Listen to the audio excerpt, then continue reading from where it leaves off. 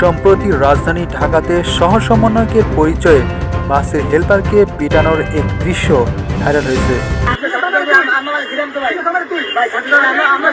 ভিডিওটি ভাইরাল হওয়ার পর থেকেই নানা প্রতিক্রিয়া সৃষ্টি হয়েছে। ভিডিওটিতে দেখা যায় একটি বাসের হেলপারকে পিটাচ্ছে একজন যুবক।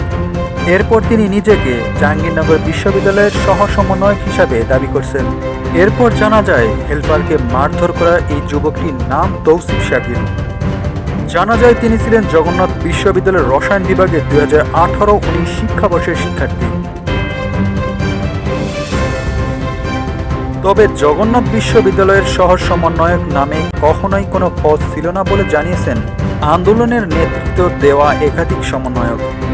জানা যায় যে গত 29 জুলাই 27 সদস্য বিশিষ্ট যে সমন্বয়ক পরিষদ গঠন করা হয় তাতেও কোনো নাম নেই এই শাকিলের।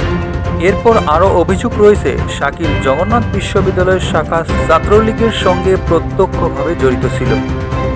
নেটিজনদের দাবি তিনি ছাত্রলীগের কর্মী ছিলেন আর তার এমন অপকর্মের বিরুদ্ধে শিক্ষার্থীরা দ্রুত ব্যবস্থা নেবে।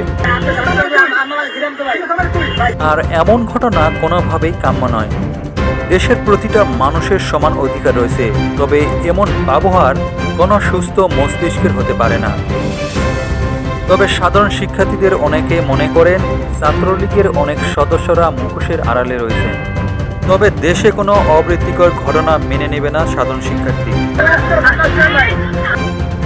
তবে সাধারণ শিক্ষার্থীরা মনে করেন দেশের জনগণের পাশে থেকে জনগণকে সাহায্য করাই মূল উদ্দেশ্য।